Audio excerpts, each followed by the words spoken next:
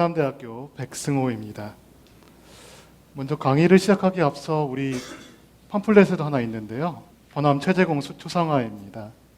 정조 임금이 자기 신하들 초상화를 그리게 하면서 자기 신하들 초상화들을 공중으로 드리고 최재공한테도 복본 한 번 더 그려라 해서 드린 건데요.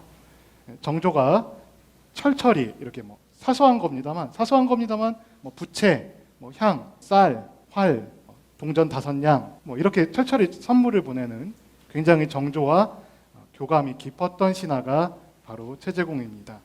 그래서 최재공은 정조의 개혁 정책과 그리고 사도세자 숭봉 사업을 뒷받침한 신하입니다.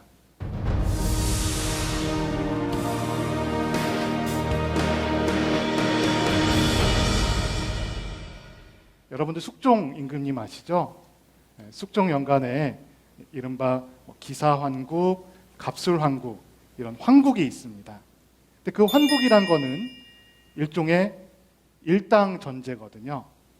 환국에서 지면 많은 사람들이 죽습니다. 그래서 마지막에 있었던 갑술환국에서 최재공의 선조가 속했던 남인이 집니다. 그래서 경종 영조 연간에 남인은 노론이고 소론이고 탈 것 없이 공공의 적이에요. 정치에 낄 수 없는 세력입니다.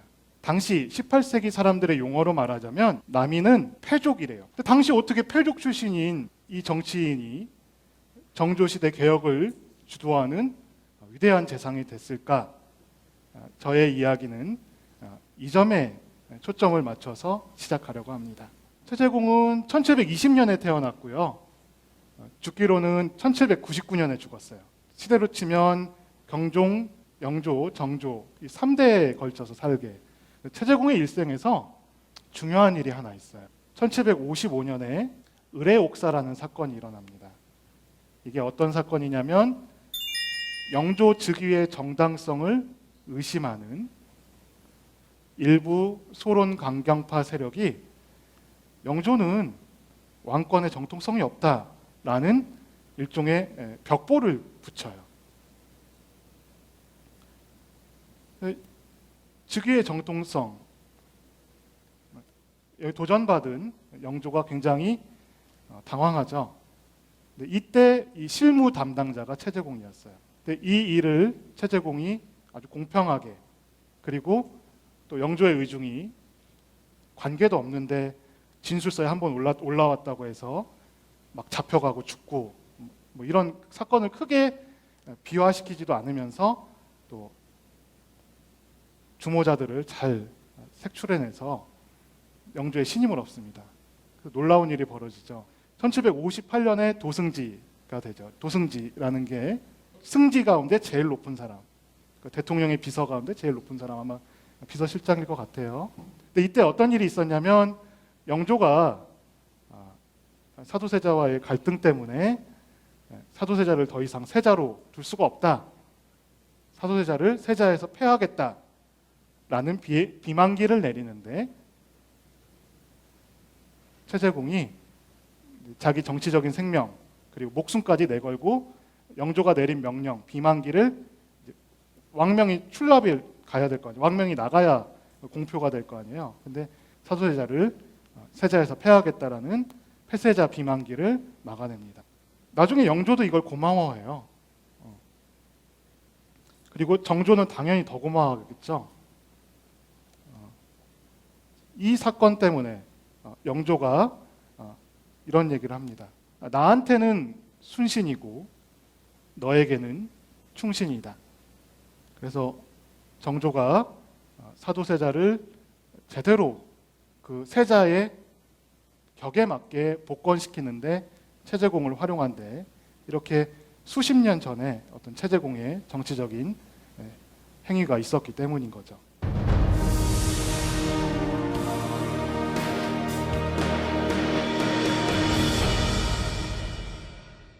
최재공이 본격적으로 자기의 정치적인 포부를 폈던 것은 1788년 우의정으로 발탁되면서부터입니다. 남인 가운데서 재상이 80년 만에 재상이 나온 거예요.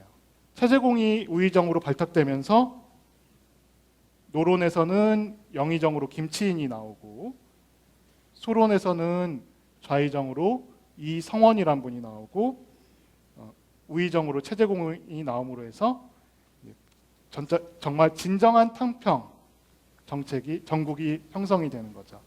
노론, 소론, 남인이 다 같이 나라를 위해서 협조하는 그런 진정한 탕평 정국이 1788년부터 이루어집니다. 이 1788년이라는 해는 이인좌의 난이라고도 하는 무신란이 일어난 지 60년 되는 해였습니다. 이 무신란 역시 영조의 경종 독살설을 의심하면서 일어났던 난리였죠. 이때 경상도 쪽에서 수많은 남인들이 협력하고 반란군을 토벌하는데 일찍부터 협조해서 전국적으로 큰 난리로 이어지진 않았습니다. 그렇지만 남인들은 소외되어 있다 보니까 경상도에서 세운 공이 제대로 평가되지 않았죠. 그래서 60년이 지나서 체제공이 이 소외되어 있던 영남 지역의 공적을 다시 평가해주고 그것을 책으로 만든 게 바로 여기서 보는 무신창의록입니다. 무신란 때 공을 세우고도 노론 소론에 반대했다는 이유만으로 60년 동안 죄인의 신분에 죄적에 올라와 있던 조덕린이란 인물을 회복시켜 줍니다. 그래서 1788년에 이 조치는 뭐냐면 노론, 소론, 남인이 다 같이 이제 균형을 이루면서 우리 나라를 위해서 정치를 함께 해보자 이런 대통합을 시도하는 의미가 있었고 그런 의미에서 무신창의록이라는 책이 중요한 의미를 갖게 됩니다.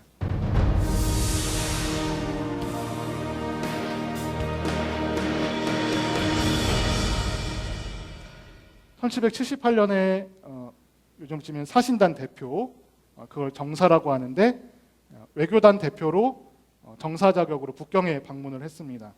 이때 우리가 잘 아는 북학기를 쓴 박제가, 청장관 전서를 쓴 이덕무가 요즘으로 치면 이제 수행원으로 같이 따라갔어요. 보남 체제공은 청나라 상업이 크게 흥한 거를 보고 우리 서울도 상업을 흥해야 하겠구나. 서울의 종로 상권을 재편해야 되겠구나.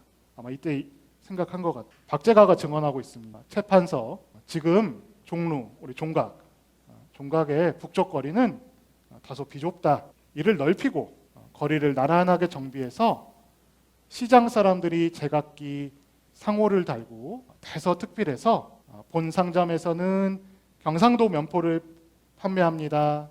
본 상점에서는 강경과 나주의 인삼을 발매합니다. 라고 한번 이렇게 광고도 해보고 이렇게 해서 흥의문에서부터 숭례문까지 제도를 완전히 바꾸면 굉장히 좋지 않겠냐. 북경에 갔을 때 북경의 이 상업이 발달한 모습을 보고서 이런 구상을 했다는 거죠.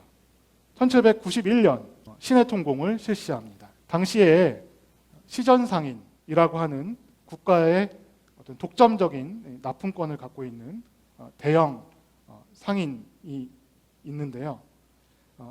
근데 이 사람들이 독점권만 갖고 있으면 상관이 없는데 이 사람들이 갖고 있는 권한 중에 하나가 금난전권, 다른 소상공인의 상행위를 금지시킬 수 있는, 단속할 수 있는 권한을 갖고 있었어요.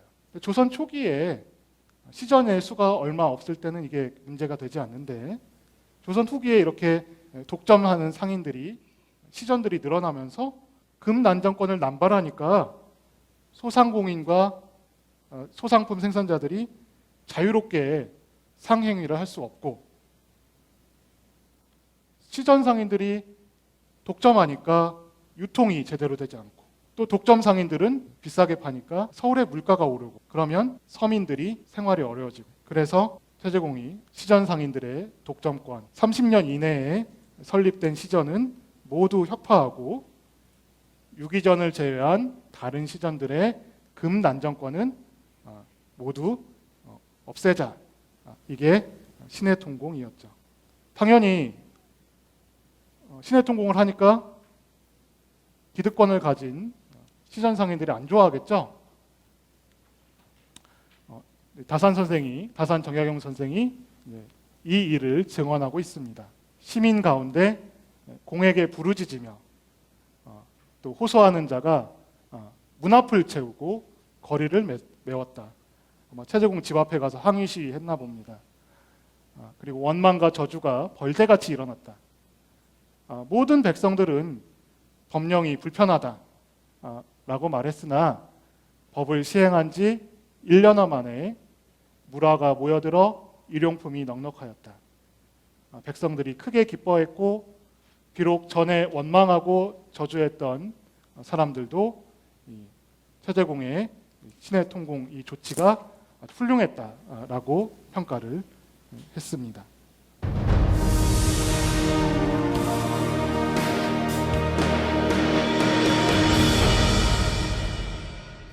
최재공이 영의정이 됐을 때 첫 번째로 올린 상소문이 뭐냐면 사도세자의 임오의리 문제입니다. 사도세자가 죽을 때 거기에 직간접적으로 사도세자가 죽게 만든 책임이 있는 사람들을 처벌하는 게 영조의 임오의리에도 위배되지 않고 사도세자를 위해서도 필요하다라는 내용입니다. 이게 왜 문제냐면요. 영조가 정조한테 다짐받았거든요. 정조가 사도세자 아들로 알고 있습니다만 자꾸 사도세자를 음해하렸던 세력이 정조의 즉위도 방해하면서 죄인의 자식은 왕이 될 수 없다라고 정조 즉위를 반대해요. 그러니까 영조가 호적을 파서 정조를 사도세자의 계보에서 파서 일찍 죽은 자기 큰아들 효장세자로 계보를 옮기죠. 이 자리에서 분명하게 선언하는데 이후로 임금의 아버지는 죽어서 왕으로 추존하는 예가 있으니까 사도세자를 왕으로 추존하자는 논의가 있으면 나한테도 역신이고 너한테도 역신이다. 사도세자 문제를 거론하는 것 자체가 굉장히 위험한 일이에요. 이미 영조대에 책임질 사람은 다 책임져서 죽게 만들고 처벌을 내렸는데 이걸 왜 다시 또 논의하냐. 당연히 노론 측에서 문제가 되죠. 최재공의 상소가 올라오자 정조는 상소문을 공개하지 않고 돌려보냅니다. 그런데 이제 정보가 빨라서 그런지 상소문의 내용이 서울 정계에 싹 퍼지죠. 수많은 신료들이 최재공을 공격합니다. 특히 노론계 김종수는 최재공이 영조의 유훈을 어긴 죄인이자 역적이다라고 성토합니다. 드디어 이제 정조의 노론, 소론, 남인의 합의적인 탕평 정국이 깨질 위기죠. 그때 정조가 금등문서를 공개합니다. 저는 이걸 정치적으로 봤을 때 정조가 최재공이라는 남인 세력도 포기할 수 없고 노론 세력도 소론 세력도 포기할 수 없기 때문에 금등문서를 공개한 것 같아요. 그래서 최재공은 도승지 시절에 영조로부터 금등문서를 보고 그 내용을 알고 있었기 때문에 사도세자의 복권 문제를 제기한 거다. 그래서 최재공도 충신이고 김종수는 금등문서를 모르는 상태에서 공식적인 영조의 유언만 받기 때문에 영조의 입장을 충실하게 우리 할아버지 선왕의 입장을 충실하게 따르기 때문에 김종수의 입장 역시 충신이다. 둘 다 충신이다 라고 하면서 둘 다 정치에 협력할 것을 요청합니다. 자, 금등문서의 내용은 이렇습니다. 피 묻은 적삼이여 누가 영원히 금등으로 간수할까. 동이여 나는 사도세자를 바라보는 데에서 후회한다. 영조의 비었던 정성왕후의 상례 때 너무 슬퍼하다 보니까 사도세자가 그 상복에 피눈물을 흘렸대요. 그리고 동이라는 나무는 사도세자가 장례 때 짚었던 지팡이. 사도세자의 유품을 보고서 영조가 사도세자의 죽음을 후회하는 그런 내용이 금등문서였던 거죠. 금등문서 공개 사건 이후로 이제 최재공이 사도세자의 복권을 추진하는 핵심 주도자가 됐습니다. 그리고 마지막으로 이 사람이 이렇게 무시받고 패족이란 취급받는 이 남인 출신이었으면 출세해서 자기 세력을 만들고 이랬을 때 뭔가 보복하고 뭐 전횡하고 이럴 텐데 그게 아니라 끝까지 대화하고 소통하고 이 나라 노론소론 남인이 누구 하나 배제되지 않는 소통과 화합의 정치를 만드는데 최재공이라는 인물도 훌륭했고 그런 인물을 또 정조가 찾아서 소통과 화합의 탕평전국에서 갖다가 쓰신 것 같습니다. 이상으로 마치도록 하도록 하겠습니다. 감사합니다.